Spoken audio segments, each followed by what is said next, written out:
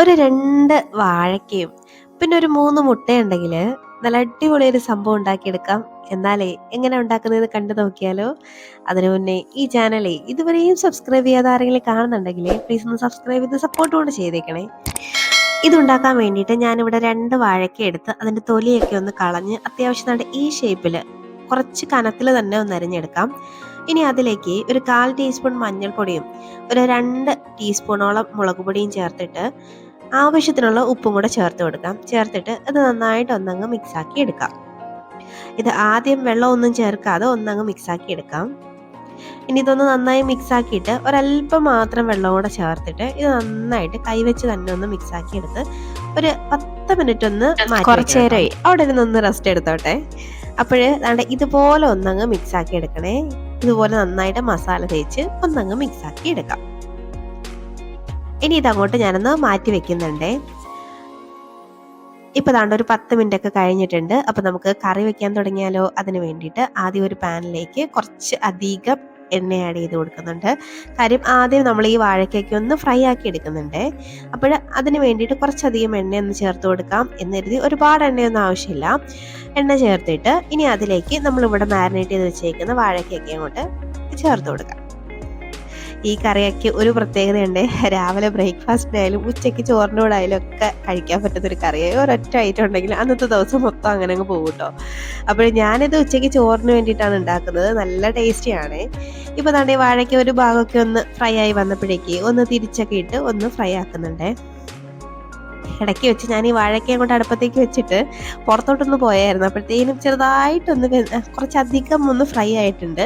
പക്ഷേങ്കിൽ ഇത്ര അധികം ഫ്രൈ ആക്കേണ്ട ആവശ്യമൊന്നുമില്ല. ചെറുതായിട്ടൊന്ന് ഫ്രൈ ആക്കിയാൽ മതിയാവും. കാര്യം നമ്മളിത് കറിയിലിട്ട് കുറച്ചും കൂടെ അത് വേവിക്കുന്നുണ്ട്. അപ്പം ഇങ്ങനെ ഒന്ന് തിരിച്ചും മറിച്ചൊക്കെ ഇട്ടേ ഒന്നങ്ങ് ഫ്രൈ ആക്കി എടുക്കാം. ഇപ്പം 2 സൈഡും ഒന്ന് ഫ്രൈ ആയിട്ടുണ്ട്. അപ്പം നമുക്കിത് പാനിൽ നിന്ന് ഒന്ന് എടുത്ത് അങ്ങോട്ട് മാറ്റി വയ്ക്കാം. ഇപ്പം ഞാൻ എല്ലാം ഒന്ന് മാറ്റിയിട്ടുണ്ട്. ഇനി ഞാനൊരു 3 മുട്ട ഇതിൽ ചേർക്കുന്നുണ്ട്. ഈ 3 മുട്ട ഞാനൊന്ന് പുഴുങ്ങിയെടുത്തതാണ്. ഇതും കൂടെ ഈ എണ്ണയിലോട്ട് തന്നെ അങ്ങോട്ട് ചേർത്ത് കൊടുത്തിട്ട് ഒന്നങ്ങ് ഫ്രൈ ആക്കി എടുക്കാം. ഈ മുട്ടയൊക്കെ ഉണ്ടല്ലോ, കറി വയ്ക്കാനല്ലാതെ തന്നെ ഇതുപോലെ ഫ്രൈ ആക്കി കഴിക്കാൻ നല്ല ടേസ്റ്റാണ്. പിന്നെ ഞാൻ 3 മുട്ട എടുത്തോന്നേ ഉള്ളൂ. നിങ്ങൾക്ക് അതിലധികം മുട്ടയൊക്കെ ചേർക്കാം കേട്ടോ. ഞങ്ങളിവിടെ 3 പേരേ ഉള്ളൂ. അതുകൊണ്ട് ഞാൻ 3 എടുത്തോളൂ. ഇതാണ് ഇതുപോലെ ഒന്ന് തിരിച്ചും മറിച്ചൊക്കെ ഇട്ട് ഇത് നന്നായിട്ടൊന്നങ്ങ് ഫ്രൈ ആക്കി എടുക്കാം. ഇപ്പൊ ഏതാണ്ട് ഇതൊന്ന് ഫ്രൈ ആയി വന്നിട്ടുണ്ട്. അപ്പൊ നമുക്ക് ഇതും ഈ പാനിൽ നിന്ന് അങ്ങോട്ട് എടുത്ത് മാറ്റി വെക്കാം.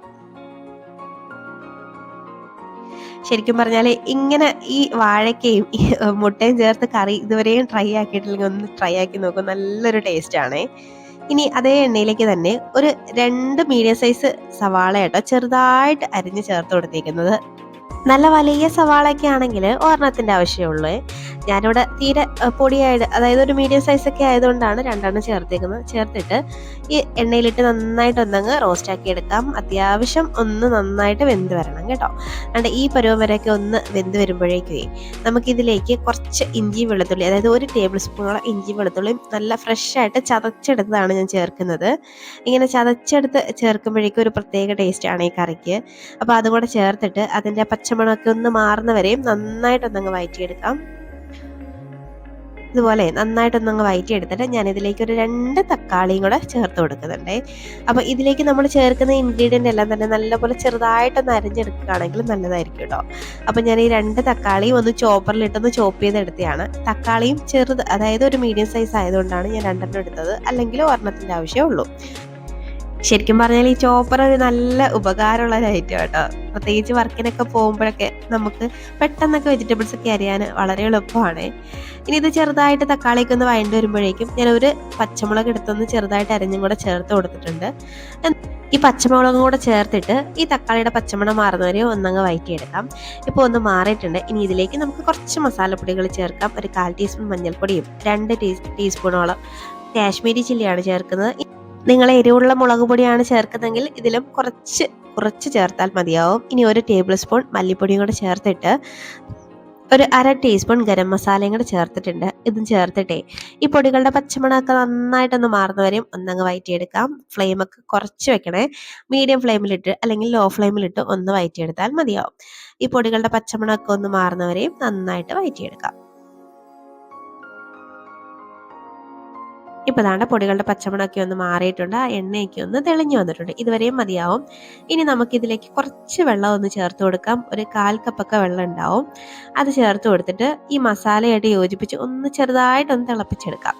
ഈ കുറച്ച് വെള്ളം ആദ്യം ഒഴിച്ചിങ്ങനെ തിളപ്പിക്കുമ്പോഴുള്ള ഒരു ഗുണം എന്താണെന്ന് വെച്ച് കഴിഞ്ഞാൽ ഈ മസാലയൊക്കെ ഒന്നും കൂടെ ഈ വെള്ളത്തിൽ കിടന്ന് നന്നായിട്ടൊന്ന് വേവും. തീരെ പച്ചമണം ഉണ്ടാവില്ല നമ്മുടെ കറിക്ക്. പിന്നെ നല്ലൊരു ടേസ്റ്റും ആയിരിക്കും.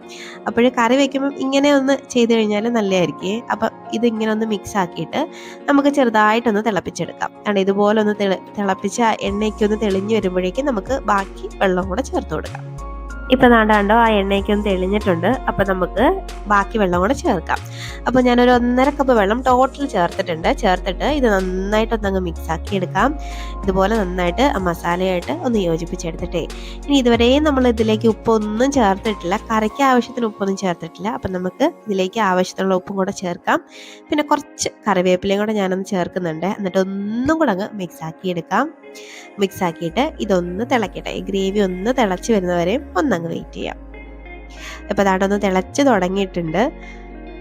അപ്പോൾ നന്നായിട്ടൊന്ന് തിളക്കട്ടെ. ഇപ്പോൾ അതാണ്ട് നന്നായിട്ടൊന്ന് തിളച്ച് വന്നിട്ടുണ്ട്. ഇനി നമുക്കിതിലേക്ക് നമ്മൾ ഫ്രൈ ആക്കി വെച്ചേക്കുന്ന ഐറ്റമൊക്കെ അങ്ങോട്ട് ഇട്ട് കൊടുക്കാം. നമ്മുടെ മുട്ട അങ്ങോട്ട് ചേർത്ത് കൊടുക്കാം. അത് കഴിഞ്ഞ് നമ്മുടെ ഫ്രൈ ആക്കി വെച്ചേക്കുന്ന വാഴക്കയും കൂടെ അങ്ങോട്ട് ചേർത്ത് കൊടുക്കാം.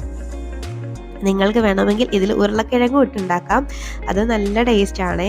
അപ്പോൾ ഇതുപോലെ ഒന്ന് നന്നായിട്ടൊന്ന് മിക്സ് ആക്കിയിട്ട് നമുക്കിതൊന്ന് അടച്ച് വെച്ച് വേവിച്ചെടുക്കാവേ. അപ്പോൾ ഇത് അടച്ച് വെച്ച് ഒരു 10 മിനിറ്റ് ഒന്ന് വേവിച്ചെടുക്കണം. ഈ ഗ്രേവിയൊക്കെ ഒന്ന് ചെറുതായിട്ട് വറ്റി ആ മസാലയൊക്കെ മുട്ടയിലൊന്ന് പിടിക്കുന്നവരെയും ഒന്നിരുന്നങ്ങ് വേവട്ടെ. ഇപ്പോൾ ദാണ്ട് ഒരു 10 മിനിറ്റ് കഴിഞ്ഞിട്ടുണ്ട്. നമ്മുടെ കറിയൊക്കെ നന്നായിട്ടൊന്ന് സെറ്റായിട്ട് വന്നിട്ടുണ്ട്, റെഡി ആയിട്ടുണ്ട്. അപ്പം ഞാൻ അല്പം ഒരു തീരെ അങ്ങ് തിക്കാക്കുന്നില്ല കറി. അതാണ് ഇതുപോലെയാണ് എടുക്കുന്നത്. നിങ്ങൾക്ക് നല്ല കുറുകിയിരിക്കണമെങ്കിൽ കുറച്ചും കൂടെ ഒന്ന് തിളപ്പിച്ചെടുക്കാം. അപ്പം നിങ്ങളുടെ കൺസിസ്റ്റൻസിക്ക് അനുസരിച്ച് ഈ കറി ഒന്ന് വറ്റിച്ചെടുക്കാവേ. ഇടയ്ക്കൊക്കെ ഒന്ന് തുറന്ന് നോക്കി ഉപ്പൊക്കെ ഒന്ന് ചെക്ക് ചെയ്തിട്ട് വേണം കേട്ടോ ഇതൊന്ന് വീണ്ടും ഒന്ന് അടച്ചു വെച്ച് വേവിക്കാനായിട്ട്. അതാണ് നമ്മുടെ കറി അപ്പം ഇവിടെ സെറ്റായിട്ടുണ്ട്. അപ്പോൾ നമ്മുടെ അടിപൊളി ടേസ്റ്റി ആയിട്ടുള്ള കറിയാണ്. അപ്പം നിങ്ങളെല്ലാവരും ഒന്ന് ട്രൈ ആക്കി നോക്കേണ്ട ഐറ്റമാണ്. രാവിലെ ബ്രേക്ക്ഫാസ്റ്റിനോ ഉച്ചയ്ക്ക് ചോറിൻ്റെ കൂടെ ഒക്കെ കഴിക്കാൻ പറ്റുന്ന ഒരു കറിയാണേ. അപ്പം നിങ്ങൾ ഇതുവരെയും ഇങ്ങനെ ഒന്ന് ട്രൈ ആക്കി നോക്കൂ. എന്നിട്ട് നിങ്ങളുടെ അഭിപ്രായം മറക്കാതെ കമൻറ്റ് ബോക്സിലൊന്ന് അറിയിക്കണേ. നിങ്ങൾക്ക് ഈ വീഡിയോ ഇഷ്ടമായാൽ ഒരു ലൈക്ക് കൂടെ അടിച്ചേക്കണേ. അപ്പോൾ ഇനി ഒരു റെസിപ്പിയുമായി വീണ്ടും കാണാം. അതുവരേക്കും ബൈ.